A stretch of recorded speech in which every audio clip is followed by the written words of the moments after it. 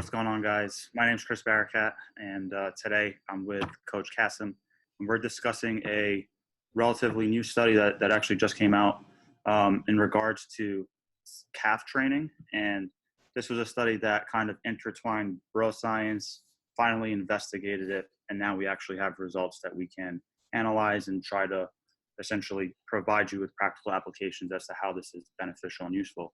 So what they essentially did was it was a 10-week training study, and they had 3 different groups of subjects either perform their calf raises with their toes completely forward, like essentially a neutral foot position. And then they had another subgroup had their toes pointed out, and another subgroup with their foot pointed in, their toes pointed in. And over the 10-week period, at the halfway mark, they increased volume just by doing an additional working set for all 3 groups. But essentially what they found was the group that had their toes pointing out had greater hypertrophy of the medial head of their gastroc. The group pointing in had greater hypertrophy of their lateral gastroc. And then the group with their toes pointing forward had relatively equal growth among both heads. And all 3 groups grew significantly. But essentially altering your foot position was able to target different heads of the gastroc to a different degree. All right. I think a couple things to add to that would be to let people know that they did the exercise in a leg press, and they were working at a 45-degree angle with like a piece of tape on there or something, like to determine those angles, right? So they're turning their foot, but they're turning it on a horizontal plate, Sure. So this is doing, but basically what similar mechanics to almost every straight leg calf raise, but they will vary a little bit in terms of the platform that you have to push off on there. So as we get into the biomechanics of what's going on here, it's kind of important to understand the implement that they're pushing into. And for those of you guys that aren't familiar with the anatomy, so the gastroc it's 2 muscles. It's not a single one, right? So it's bilateral. You have a medial lateral head of the gastroc, and they come down and they go under the foot, and they are also responsible for what we would call supination and pronation. So like with the hand, supination is turning this way, pronation this way. With your foot, supination is essentially like turning the ball or under portion of your foot towards the medial or inside, okay? And pronation is going to be turning your foot kind of outside, bringing your pinky toe up towards your knee, versus kind of like pushing your pinky toe away from your knee and in.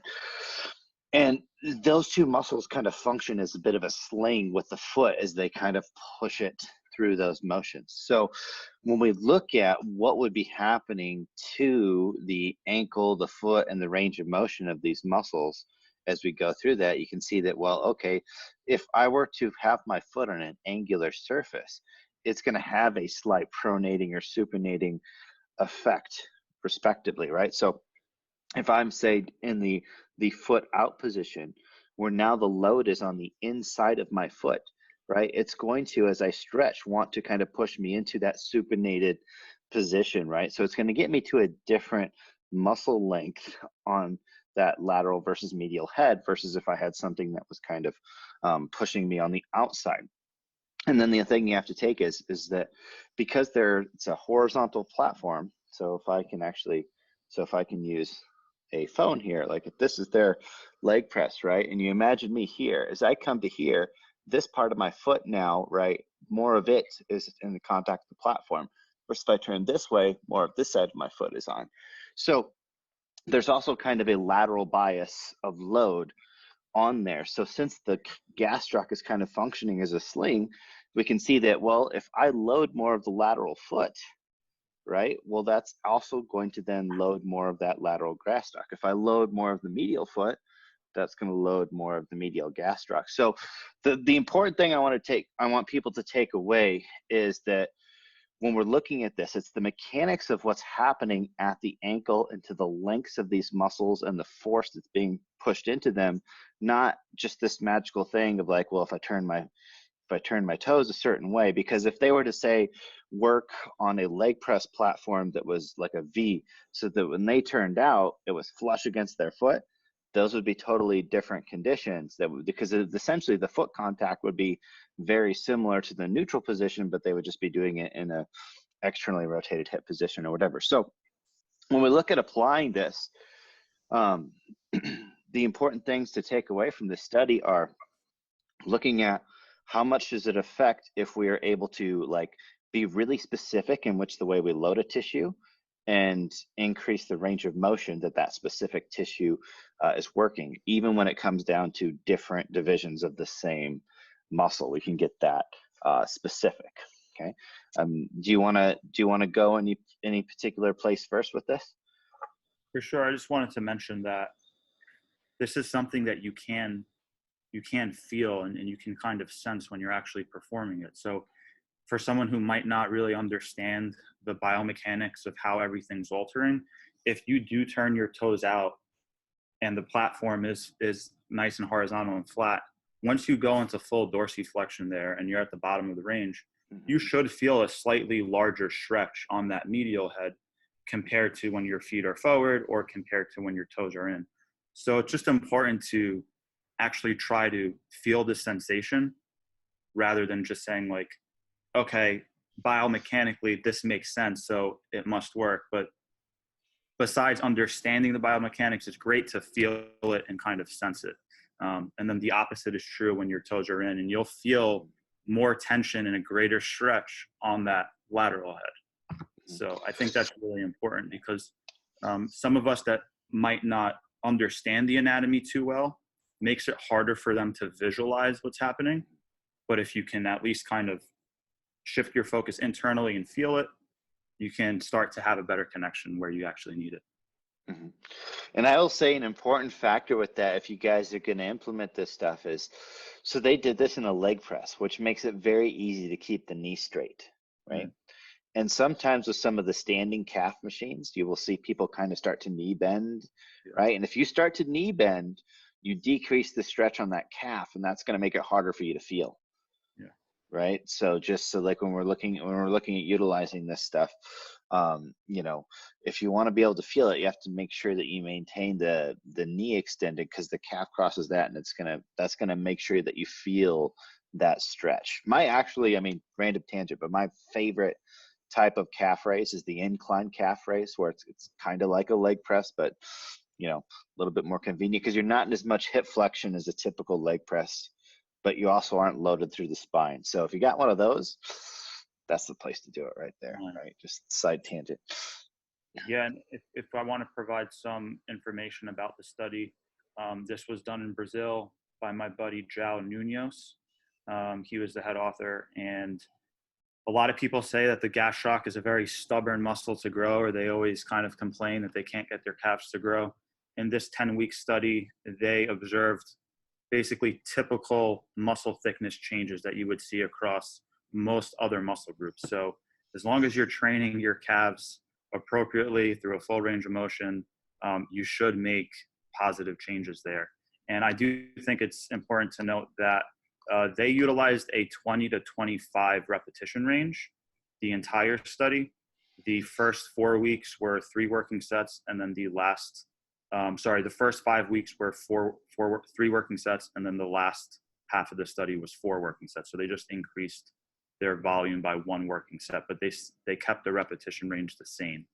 Do you think there's a better repetition range for the gastroc based on its fiber type or anything like that, or you don't really get too caught up in that?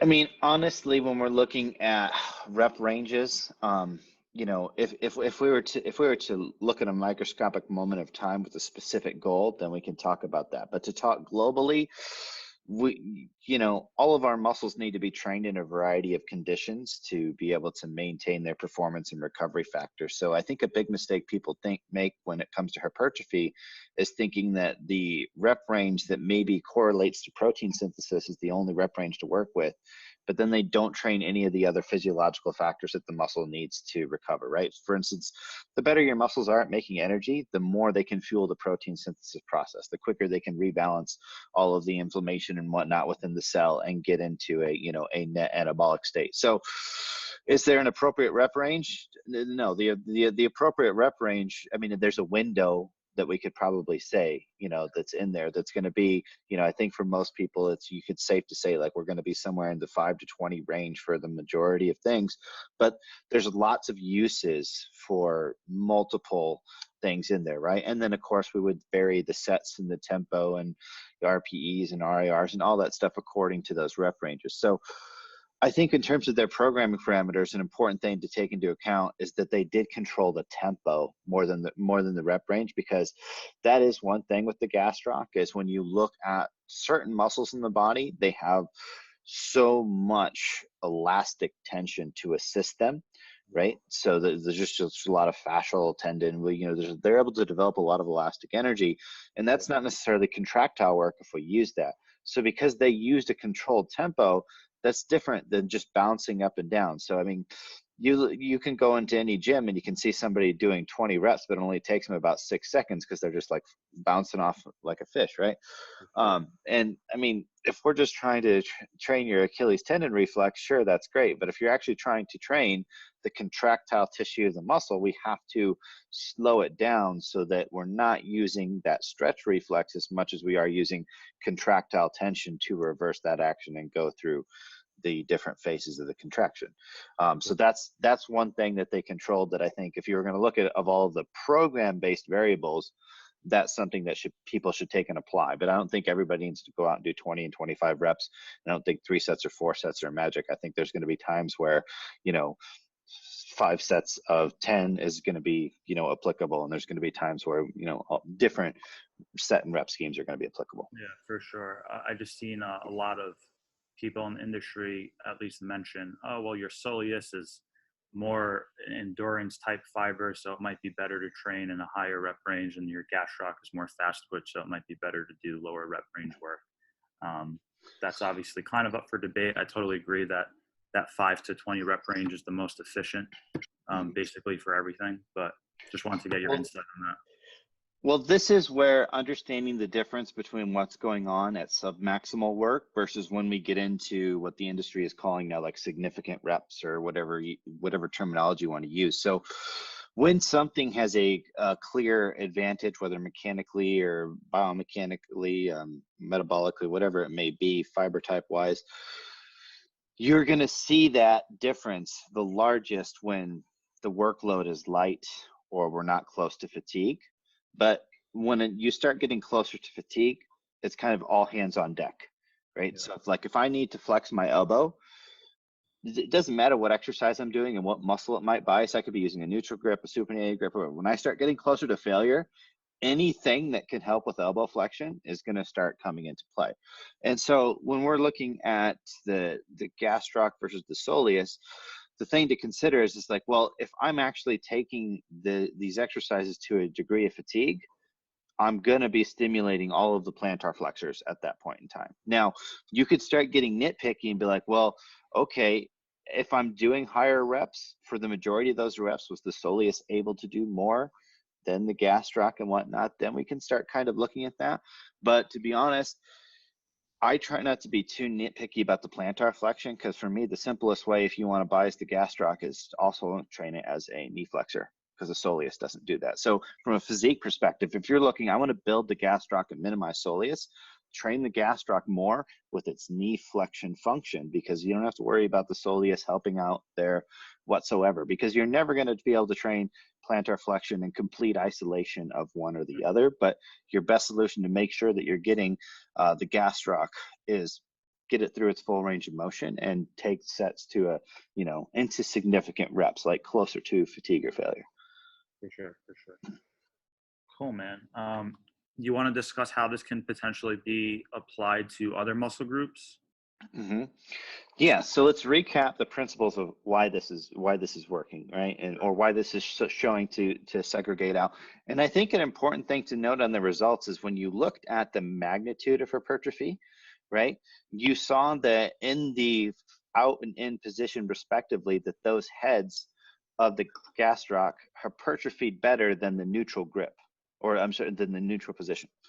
So when we look at that, I think it's what we can take from that is that, okay, being able to load that specific tissue more directly, but also stretch that, get more range of motion in that tissue, especially in the lengthened position when we're talking about hypertrophy, is extremely valuable, right? So what would be cool is if we also had a corresponding group that actually did some sort of combination to see if they could achieve more overall hypertrophy by taking advantage of the benefits of all three positions. So maybe doing, one or two sets of foot out, one or two sets of foot in, and then maybe a set or two of neutral where they're like kind of in a just more mechanically favorable loading position, but weren't quite getting the full stretch, and different combinations of that. That's cool stuff. I mean, that's the stuff that I like to play around in terms of like, application and utilizing that stuff.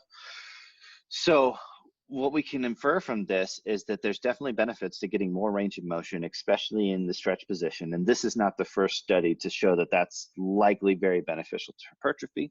And that specificity of the loading and the range of motion can have quite a significant effect on which portion of a muscle that we are that we are stimulating, right?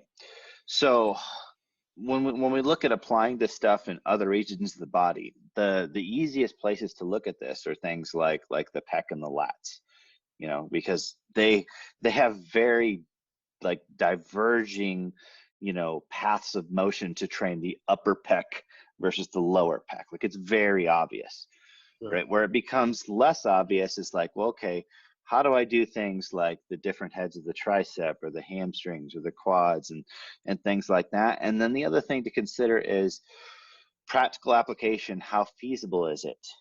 So like with a single simple joint like the ankle, it's a relatively easy thing to turn your toes in and out. Okay.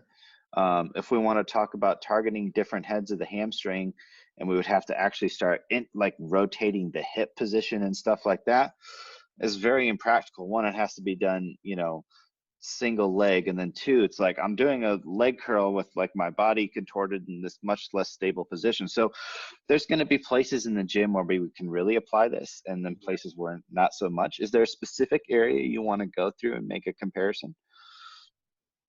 If we stay on the lower body, I mean, this is not something I ever recommend or I do, but we can talk about leg extensions and hamstring curls, right? Where it's like, if you perform a leg extension and you have your toes pointed in, and now you're kind of internally rotating at the hip a little bit, you might feel a little bit more tension along your VL. Like you might have that sensation, and then kind of the opposite can go. If you externally rotate, you might feel more tension on your inner thigh and maybe around the VMO. I don't think it's practical, but so this is where it's really good to talk about the practical applications and also the joint applications, right? So when we look at an ankle joint, there's a lot more movement to an ankle joint than there is a knee joint. But like people will classify an ankle joint as a hinge joint, but it's not, right? It's like the wrist, right? This does all these motions, right? So the ability to do that, to load multiple directions through that, there's application. But for the knee joint, like loading the knee joint outside of the plane of that knee motion, is not ideal, right? You're likely going to do yourself way more harm than. And so when we look at, and the other thing to consider is that with EMG studies is that we have to also take into account the applied intent when we say, okay, turn your knees in or your toes in or whatever. It's like, what intent is going on there that is affecting this motion on an EMG reading that's saying, well, is it really more of the inner thing, or is it just less of the outer thing? Because of that intent is causing just that little bit of kind of reciprocal inhibition.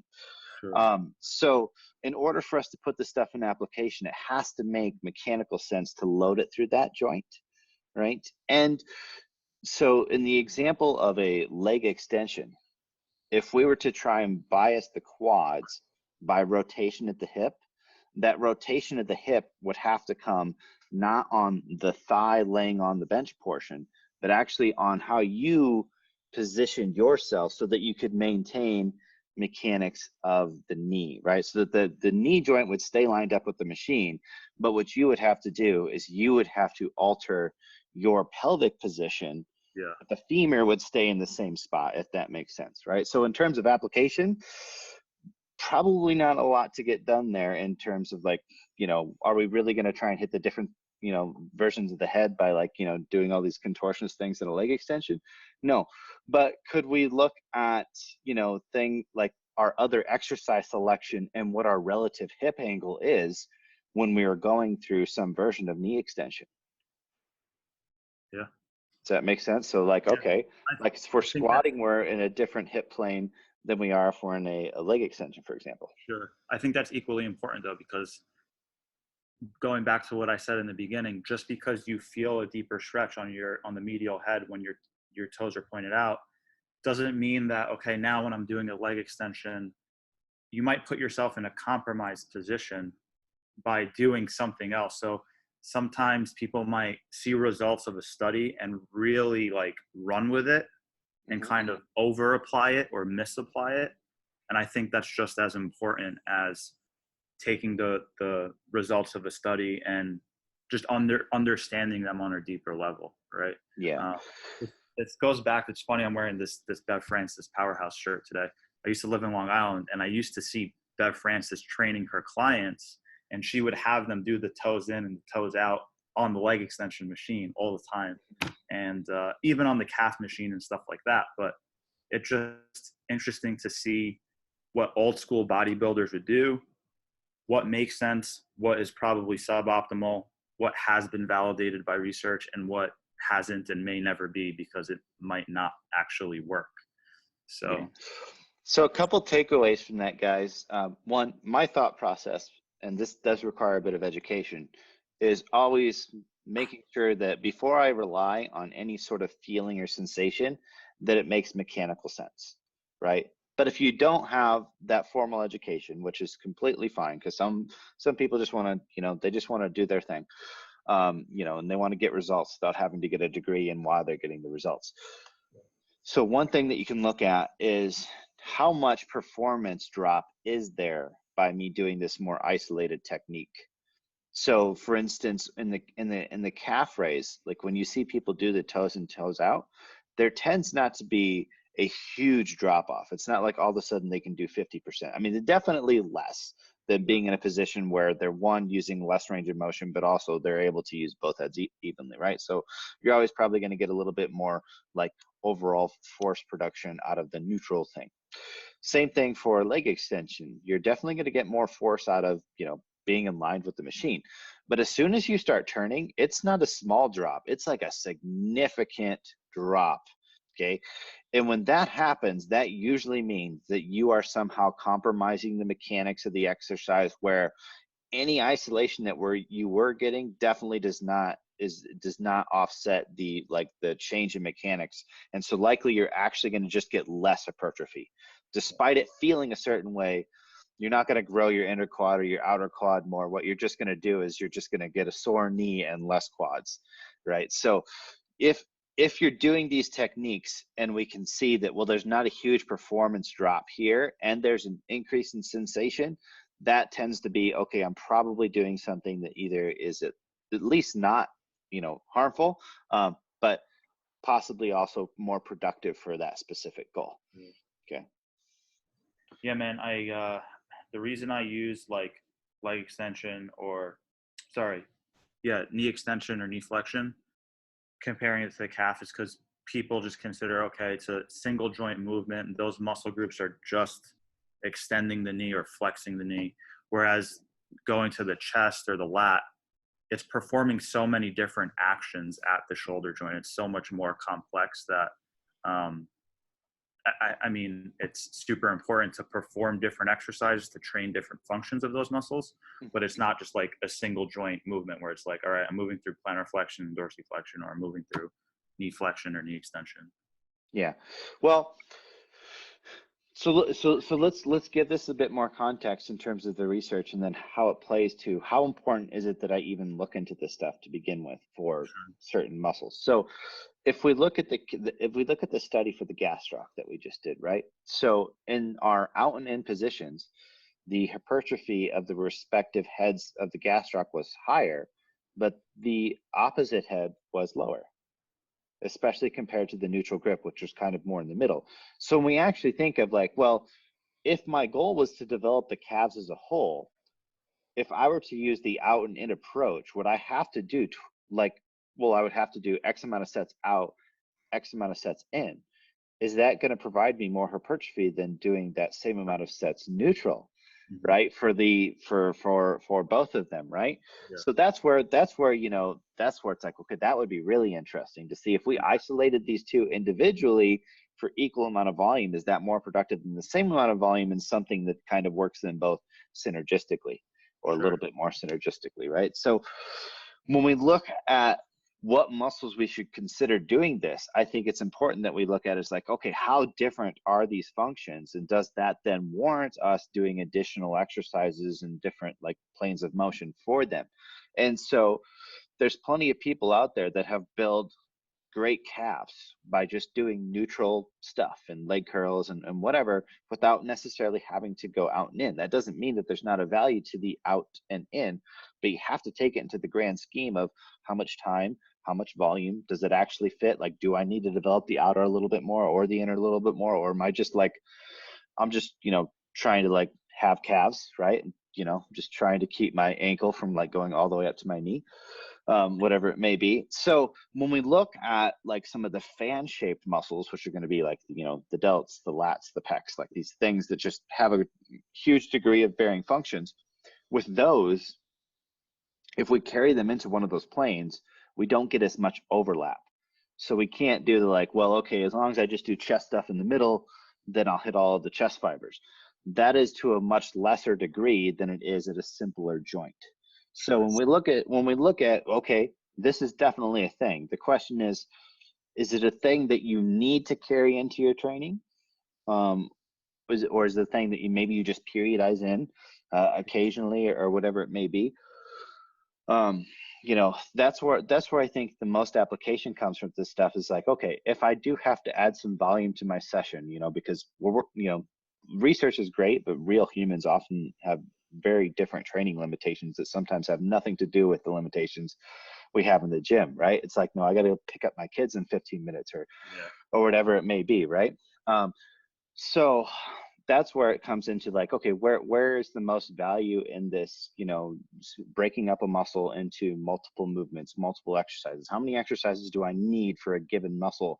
Or how often do I need to periodize those exercises? And that number is going to go up when a muscle has a more like diverse or varying line of pull and functions, right? So basically the more mobile a joint, probably the more exercises that you're going to have to work for the muscles around that joint, like especially the ones that have a fan shape, because they just have so many lines of pull. But our simpler ones, if we're talking about, man, you're plateaued and calf gains and like you're trying to look for something, then this is definitely worth investigating. Yeah. But if that's not the case, and it's like, I just need to get 3 sets of calves in, you shouldn't have to pick between inner and outer calf that day. You should probably just go for, that, or do 1 set out, 1 set in, 1 set middle, and see how that works for you. Yeah. Right. Interesting thing I'll just share just from personal experience. So I haven't done the foot in or foot out probably since like 2013. So the more evidence-based I got, there's some things that I did early on when I first started lifting, just based off of feel or just based off, oh, my favorite bodybuilder was doing it, that I stopped doing as I learned more. But it doesn't necessarily mean that was a good thing. So like back in the day, I started training more seriously around like 2010. First time I ever competed was 2011. Kai Green was like my biggest inspiration. And I would see him do the toe in and toe out. So I was doing it, way back then. But the more I saw these evidence-based people not do it, I kind of just scrapped it out of my training. It might be something I put back in there. Instead of doing 3 sets of normal calves, I might just do 1 of each moving forward. Or maybe since I train calves twice per week, I might do one day where it's toes out, one day where it's toes in. But it's cool that we have these options, and I think it's interesting to see that this was something that's been done for so long, and it's finally getting some sort of evidence behind it. At least it's being investigated, right? Because a lot of people throw things out the window without there being evidence supporting it, or essentially not supporting it, right? So Yeah, I think, and you know, if anybody's been in this industry for a while and they've kind of seen the evolution of, like, you know, the different cultures, so the different groups, right? So, you know, the evidence-based crowd is always one of those things where, you know, to me, it's like, I love the principle, but not necessarily the reality of what's happening. It sometimes it seems like CrossFit to me, where it's like, okay, we're branding a type of thinking, but instead of broadening our view and being, you know, really, you know, focused on discovery, a certain amount of people took that as an excuse to actually just become more narrow-minded.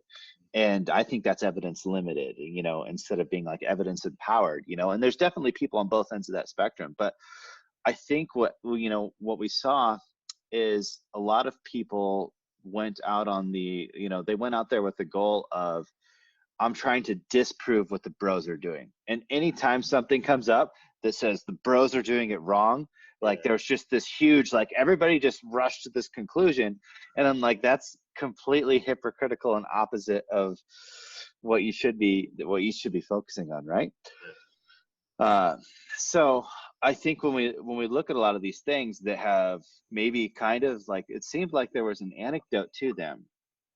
You know, my question always is why, right? It's like, you know, there's usually always at least a partial truth in there. There's very few things where there's this anecdote and it's like, no, actually that was the worst way to do it, and these people were just growing by magic, right? You know, I mean, there's usually always at least a part of the story that's like, you know what, there was this one thing that they were doing that we can actually learn something from, right? Whether that's the high volume guys, whether it's the low volume guys, whether it's the frequency guys, whether it's the, you know, cheat rep guys, whether it's the no sets to failure, all sets to failure. Like if you look at, there's a little bit of evidence and arguments to all of these things in a certain application in a certain time. And I think the pursuit of the one way of doing things is always going to be a fruitless pursuit, because we as human beings are always going to be changing in what is the most optimal stimulus for us. Like you know, what you are in 6 weeks is going to be different than what you are right now in terms of your biochemistry, in terms of your strength balances and whatnot. And which is why what we need always slightly changes. Like it's more of the same, but also different. So like, for instance, when we look at, like, I see a lot of things with this, you know, with the biomechanics realm where, so if we were to say, well, okay, turning the foot in or the foot out doesn't do anything to the just ankle movement as a hinge. And if you're limited to the ankle joint as a hinge, you make that conclusion that it doesn't matter. And you're like, that's the science, that's the physics of it. And then it's like, well, okay, but most people, their biomechanics knowledge is not enough to understand that the ankle joint isn't a hinge. That's what I call coloring book level anatomy knowledge. Yeah.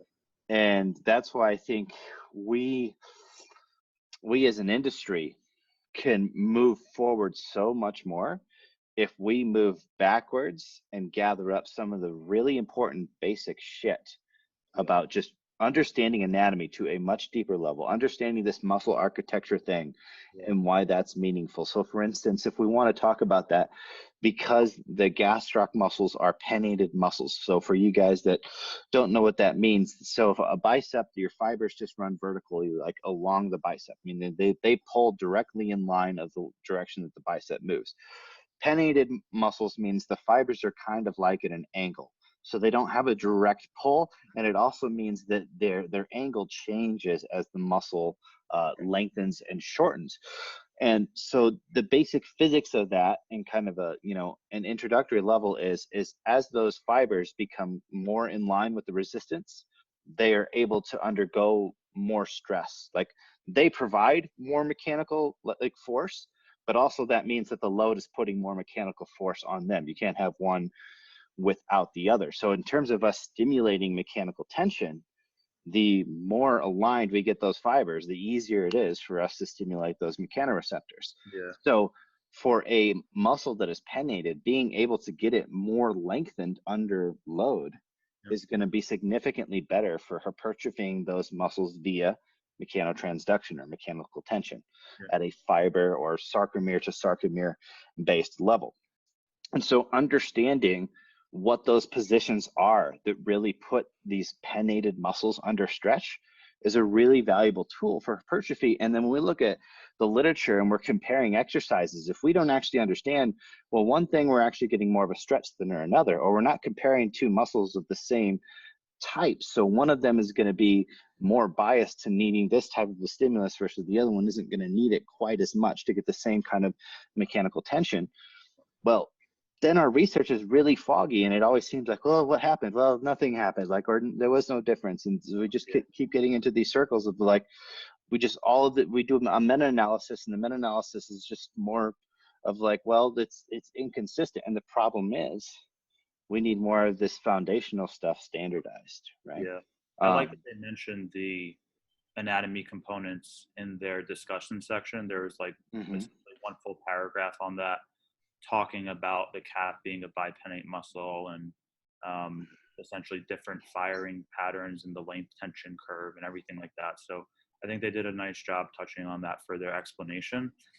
Another thing I wanted to mention before we like move on from this or whatever, when you look at their graph provided in regards to the percent change, I think it's really important to mention that some subjects actually lost a little bit of size. Some subjects grew by approximately 5%, and then there were some outliers that grew up to 15%. So it's great that they found, you know, group statistically significant changes amongst all groups. But I love looking at individual data, and I'm glad that they shared individual data points. So you can get an idea that some people didn't grow at all, some people grew around 5%, and then some people grew as much as, you know, I'm looking at the highest outlier. It looks about 17.5%. Yeah. And here's what I think would be so cool is imagine each of those points that you were able to select that point and get like a profile on that individual. Right. So like if we were to be able to take like a bit of a history on that person coming in to know that like, okay, was this person training? Was this person running? Were they doing something? Like what type of volume or exposure or stress or whatever were they under before coming into here, right? Because we use the term trainability, which basically means like, you know, for any given type of stimulus or whatever, we have a certain threshold that we will need for adaptation and a certain amount before we reach our, you know, window of recovery. So trainability exists between the minimum amount I need for adaptation and, you know, the most that I can, you know, kind of recover from before it becomes unproductive or whatever, right? And so everybody coming into a study is going to have varying trainability. So if you get enough people, we get an average. But how cool would it be if we could start looking at these plot points and saying, you know what, if somebody came in and they were doing more than this, and this all of a sudden was a big reduction in volume or something like that, well, then they didn't show. But then is that significant data? Or what would happen if we get enough information about, well, if somebody comes in, maybe I need to standardize it to the volume that they were coming in, or I need to have them take a certain like deconditioning period to kind of like bring everybody into the study at like the same trainability for what we're doing, right? Because if you and I just decide to do a program and see how it works, how well it works is not just going to be based off of our genetics and stuff going in, but it's going to be based off of what the hell are you, what were you doing last week and the last several weeks, and what was I doing, right? Because, you know, I mean, I'm at altitude, you're at sea level. There's a big difference, you know, right there, right? If you've been doing conditioning work, if you've been doing higher reps than me, if I've been doing, you know, less volume than you, right?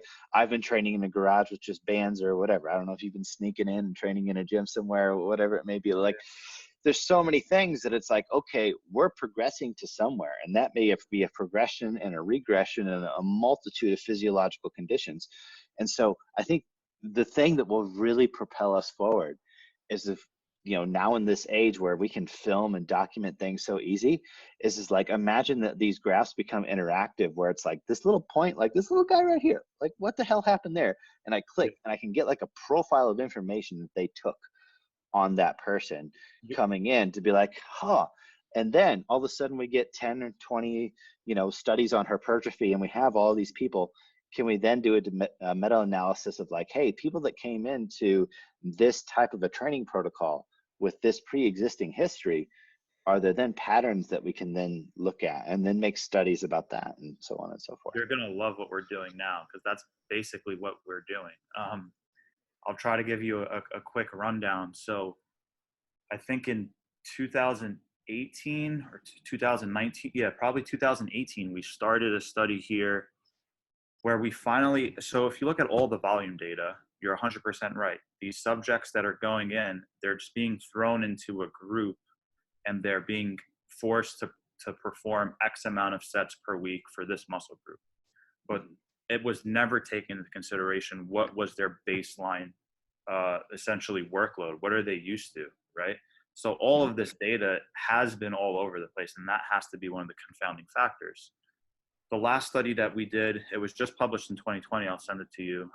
We looked at 12 sets, 18 sets, and 24 sets per week on the legs. We finally asked the subjects how many sets per legs do they currently do per week. And then we essentially had to randomize subjects, and we equated that for each group, which was like a step in the right direction. What we're doing now is we're having subjects coming in, and they're telling us what their leg training looks like before they come into the lab, how many sets per week they're doing. This is a collaboration study with Brad Schoenfeld, and what we're doing is we have a control group where we're keeping their sets per week exactly the same as what they've been doing, but it's just going to be supervised in the lab. Then we have another group where we're increasing their sets by 30%, how many sets per week they're doing on that muscle group by 30%. And then our second group is increasing all the way by 60%. So we already did our first leg of it, our first cohort of subjects, collected data. We're starting to see some cool trends. We started the study again, like the second cohort again in February, but now because of COVID-19 and the university being shut down, it got put on pause. So we were at like week 3, week 4 of data collection, and like, it's just so frustrating, but we're getting there, man. So we're going to have to rerun this. We'll have a second cohort, hopefully starting at the end of August, early September.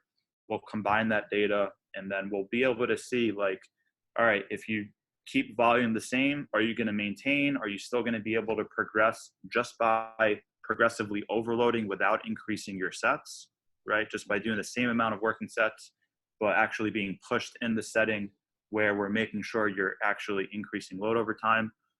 What happens when you increase by 30%? And then potentially what we're hypothesizing is if you increase your workload way too much, I predict that the group doing 60% of an increase might have negative adaptations because they're just going to be overreached and really fatigued. So it's going to be cool, man. I'm looking forward to finishing the data collection and getting it out, but it's definitely a step in the right direction. And I think that's been the biggest issue with the volume data. If you've been doing 20 sets per week and you get thrown into a group that's only doing 10, you're doing half of your original workload. So are you expecting to grow, or are you going to maintain, or are you going to lose, right? And then vice versa.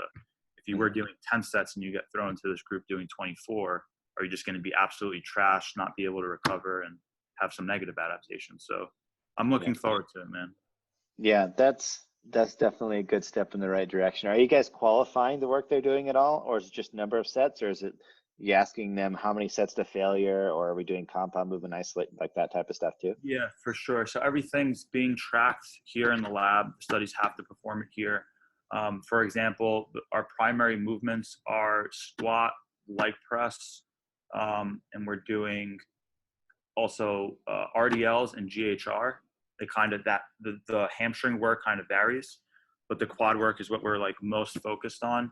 And essentially their first few working sets, we're looking for them to keep 2 reps in reserve, and then their final working set is to true failure. We track all of their loads, so we track volume load. What's standardized for each and every subject is their depth. So it's not like we have them do box squats to control that. So it's not like subject 1 is doing ass to grass and subject 2 is doing a half squat. We're measuring approximately 100 degrees of knee flexion, and everybody has their parameters. So it's like, all right, this subject is squatting to this box height, that subject squatting to that box height, because it translates to the appropriate knee flexion for them. And that's all controlled. Volume load is controlled. Even for leg press, we have the stoppers at a certain set point for each subject to ensure their range of motion is the same on set 1 as set 4, and most importantly, from week 1 to week 9. You know, we don't want to say that subject 1 increased their load by X amount, but really their range of motion just shortened and then they just added weight. So yeah, we're doing our best to quantify these things, and it's definitely a step in the right direction.